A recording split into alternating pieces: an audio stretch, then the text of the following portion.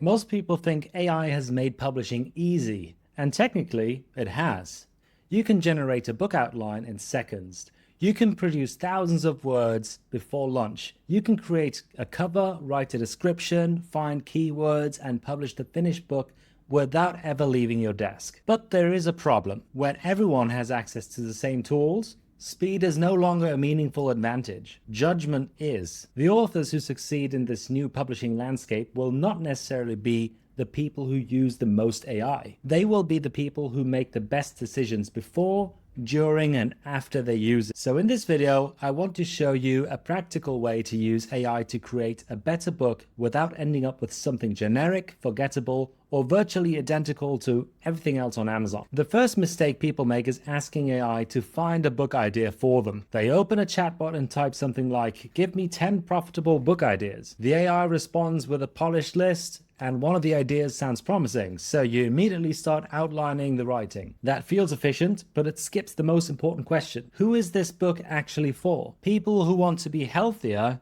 is not a useful answer. Busy professionals who want to improve their energy without following a complicated diet is much clearer. The more precisely you understand the reader, the easier every later decision becomes. You know which problems to address, you know which examples to use, you know what kind of language will feel natural. You also know what should be left out. Before you ask AI to create everything, define one specific reader, one important problem, and one believable result. Your book does not need to solve every problem. In fact, trying to help everyone usually makes a book less useful to anyone. Imagine two books about personal productivity. One promises to help people become more productive. The other promises to help overwhelmed freelancers organize their client work in 30 minutes a week. The second idea is immediately more tangible. The intended reader can recognize themselves in it, and the result feels easier to understand. That clarity is not something you should delegate to AI. It is a strategic decision that you need to make. Once you understand the reader, the next step is research. And this is where AI can be incredibly useful, but only if you treat it as a research assistant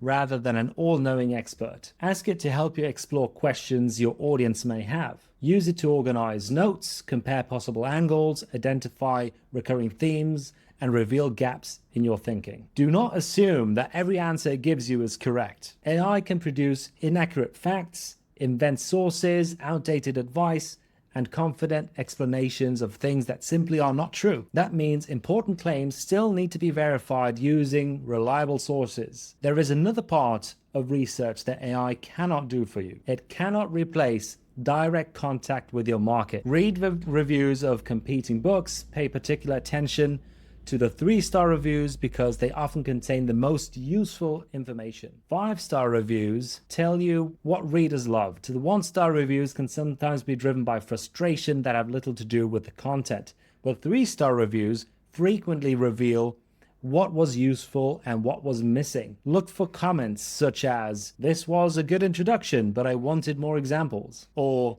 "The author explained the theory but never showed me how to apply it." Or, "This would have been more useful if it had included a step-by-step plan." Those comments are not just criticism of another book. They are clues about how you can create a more useful one. You can also study online communities, search suggestions, video comments, and the questions people repeatedly ask. The goal is not to copy what already exists. The goal is to understand the conversation well enough to contribute something valuable to it. Now, after research comes positioning. This is the part many AI-generated books are missing. They contain information, but they do not have a distinct point of view. Information alone is becoming easier to obtain. Your reader can ask AI tools a question and receive a reasonable answer in seconds. So why should that person buy your book? They might buy it because you have organized information into a clear system. They might buy it because your experience allows you to explain what actually matters. They may buy it because you provide examples, exercises, case studies, or a process that they can follow. Or they may buy it because your approach challenges a common assumption. You need to decide what makes your book more useful than a collection of generated answers. A simple way to do this is to complete the following sequence. Most books about this subject tell readers to do this, but my book shows them how to do that. For example, most beginners publishing advice may focus on writing faster, while your book focuses on validating the idea before writing. And then most productivity books may encourage readers to do more, while your approach helps them deliberately remove unnecessary commitments. Most marketing books may focus on gaining attention, while your system focuses on turning existing attention into long-term customer relationships. That contrast gives your book a point of view. Now you're ready to build the outline. Do not ask AI to write a complete outline and just accept the first result. Start by giving it decisions you have already made. Explain who the reader is, what problem they are facing, what result the book promises, and what your central argument is, and what you want readers to be able to do when they finish your book. Then ask AI to help you arrange the journey. A strong nonfiction book usually creates a logical transformation.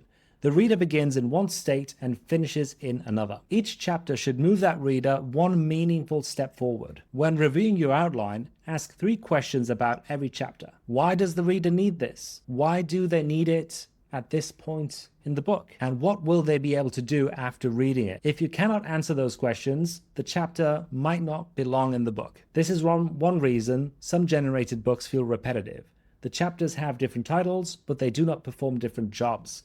A useful outline is not simply a list of related topics.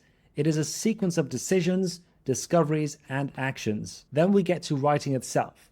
The biggest mistake here is asking AI to write the entire book in 1 or 2 enormous prompts. You may receive a lot of words, but volume is not the same as quality. A better method is to work section by section. Before generating a section, tell the AI exactly what the section needs to accomplish. Give it the relevant research, the main lessons, the examples you want included, and any personal experience that supports the point. Then review the result critically. Remove vague introductions, replace generic examples, check every factual claim, add stories, opinions, observations, and distinctions that come from you. Ask whether the section sounds like something a real person would deliberately say, or whether it simply sounds like a plausible text arranged around a topic. A useful test is to highlight any paragraph that could appear in almost any book within your category. If a paragraph could be moved into 10 complete books without anyone noticing, it probably needs to be more specific. Specificity creates value. Instead of telling readers to develop a marketing strategy, show them how to choose one channel, create a weekly publishing outline, and measure whether it's attracting the right audience or not. Instead of saying that consistency is important, explain what consistency looks like on a difficult Tuesday when motivation has completely disappeared. Instead of telling people to understand their customers, show them exactly what questions they should be asking. AI is very good at creating a starting point. You are responsible for making that starting point worth reading. Finally, do not treat editing as a quick proofreading exercise.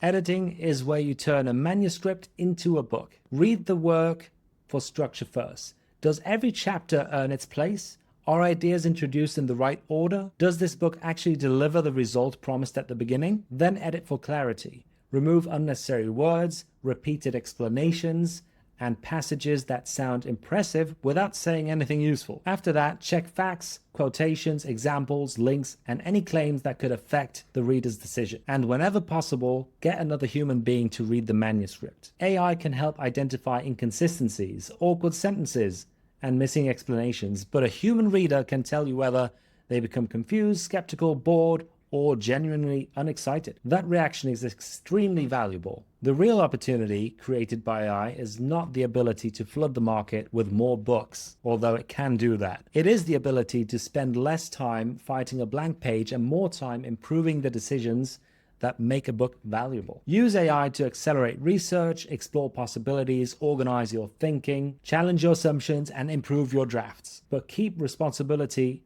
for the reader, the promise, the point of view, and the final quality. That is the division of labor that works. AI can help you produce words. Your judgment turns those words into a book that deserves to be published. And if you want practical training, publishing tools, prompts, feedback, a community that supports you and helps you apply the process to your own book, join us inside of the Publishing Success Accelerator on School.